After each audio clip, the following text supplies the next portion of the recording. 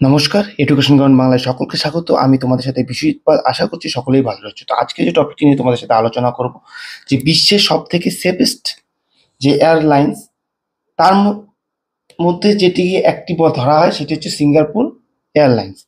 সেটি সাডেনলি 3 মিনিটের মাথায় 6,000 ফিট ড্রপ করেছে এবং সেখানে কিন্তু বিশাল পরিমাণ ক্ষয়ক্ষতি হয়েছে এবং আরও বড় ক্ষয়ক্ষতি হতে পারতো। সেখানে কিন্তু সেখানকার যে এয়ারলাইন্সের যে ক্যাপ্টেন ছিলেন, ক্রু মেম্বাররা ছিলেন, তাদের বুদ্ধিমত্তার কারণে বড়সড় বিপদকে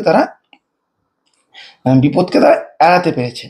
এবং পরবর্তী তাদের কি পদক্ষেপ নিয়েছে এবং কোন পরিস্থিতিতে এটা হয়েছে, কেন হয়েছে, সমস্ত কিছু নিয়ে এই ভিডিওতে তোমাদের সাথে আলোচনা করব।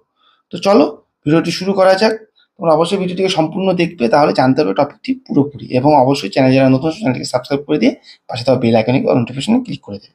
তো দেখো এখানে কি বলেছে, যে passenger on Singapore airlines flight SQ321, যেটা আর কি ফ্লাইটের নাম। তো সেই ফ্লাইটে প্যাসেঞ্জাররা অনুভব করলো যে ফ্লাইট সাডেনলি 6,000 ফিট নিচের দিকে নেমে গেছে 3 মিনিটের মধ্যে। তো সেখানে বারংবার এটা দেখা গেছে যে কিছু দেখা গেছে অনেক সময় নামছে, আবার তারা সেই প্লেনটি তার নর্মাল উচ্চতা উঠে যাচ্ছে, আবার নামছে।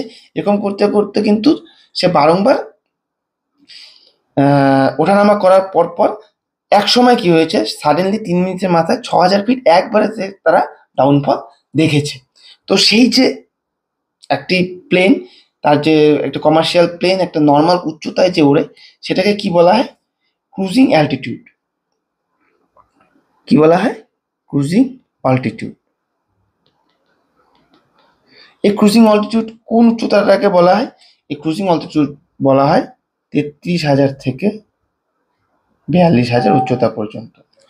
তো এটা ছিল কি, এই যে প্লেনটি উঠছিল সেটা 37,000 অল্টিটিউডে উঠছিল, 37,000 অল্টিটিউডে উঠছিল। তো সাডেন ফলের কারণে সেটা প্রায় 31,000-এর কাছাকাছি অল্টিটিউডে নেমে আছে। তো সেটা তার ফলে কি হলো, যে এর যে নর্মাল যে ক্রুজিং অল্টিটিউড, তার কিন্তু নিচে নেমে গেল।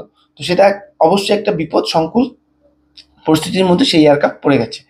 সেখানে দেখা গেছে যে আমরা বলছি যে বিপুল ক্ষয়ক্ষতি থেকে বাঁচা গেছে, কিন্তু সেখানে কিন্তু একজন নিহত হয়েছেন।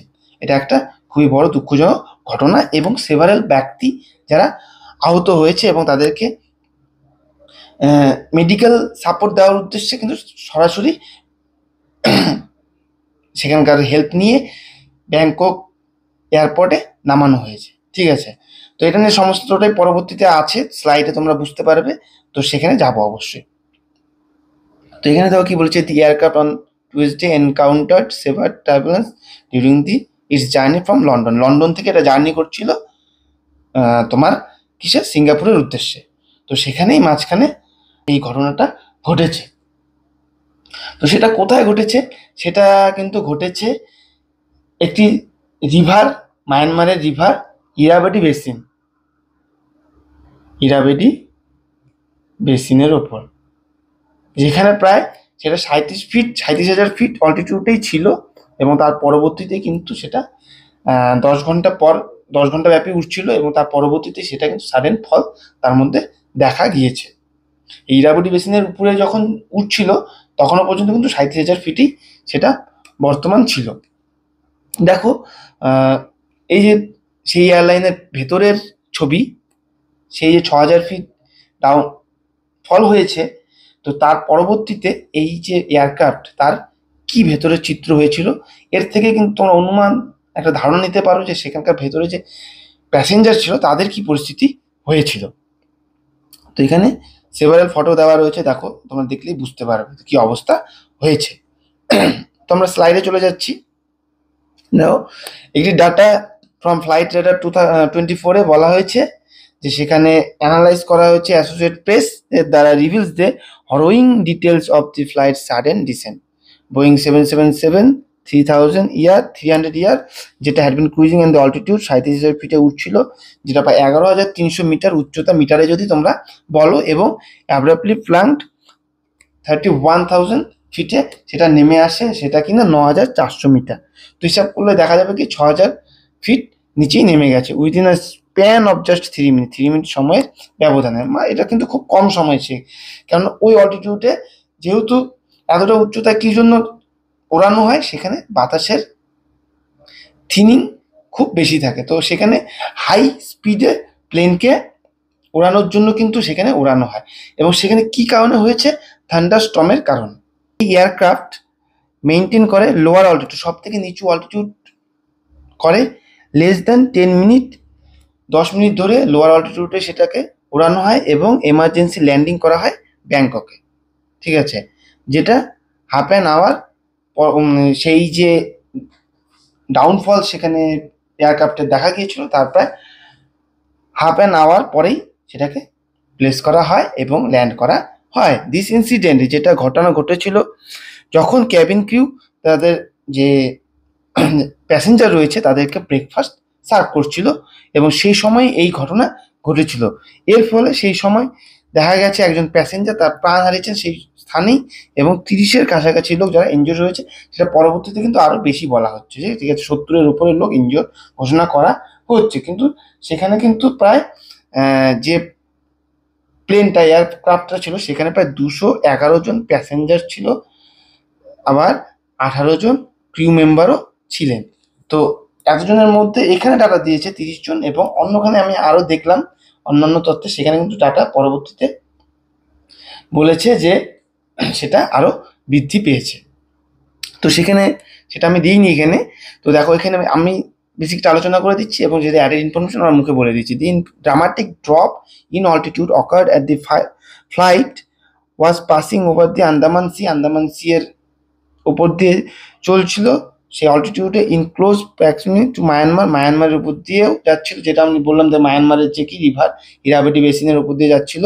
At that time this incident, এই ইনসিডেন্ট ঘটনার সময় the aircraft transmitted a squawk code of 7,700 which is recognise internationally as an emergency signal.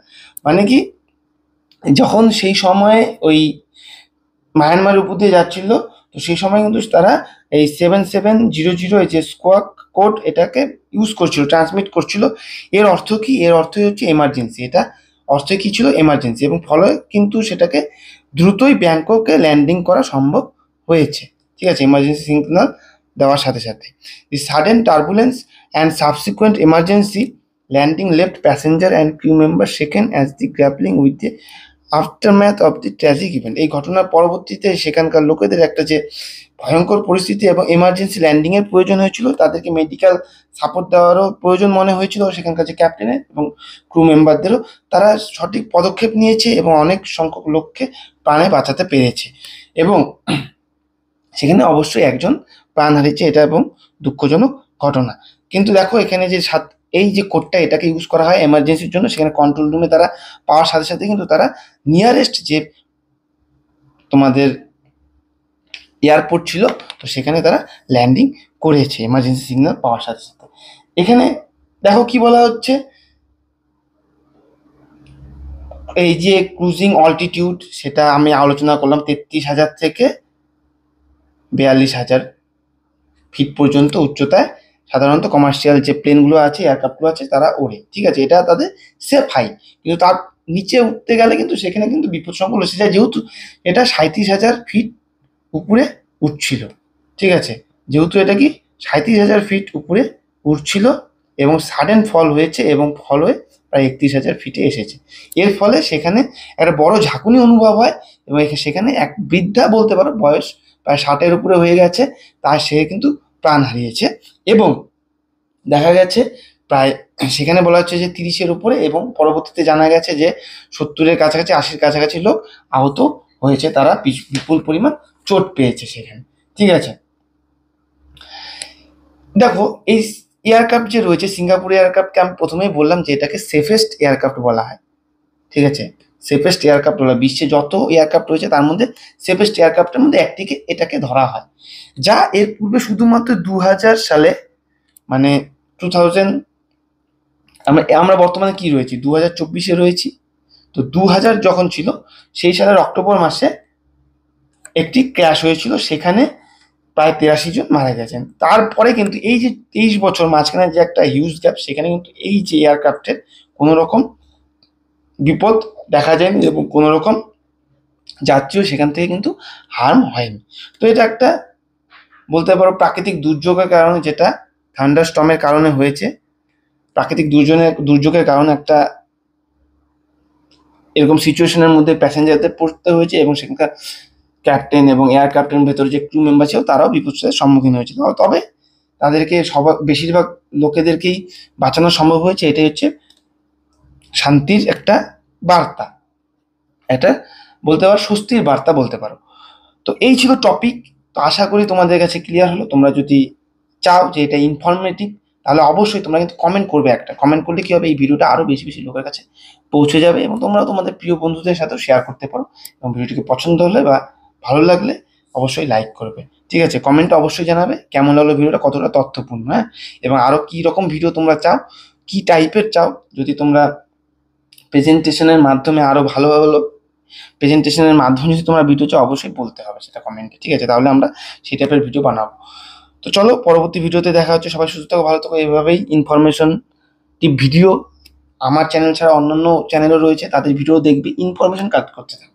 তো ঠিক আছে, সবাই সুস্থ থাকো, ভালো থাকো। জয় হিন্দ, জয় ভারত, ধন্যবাদ।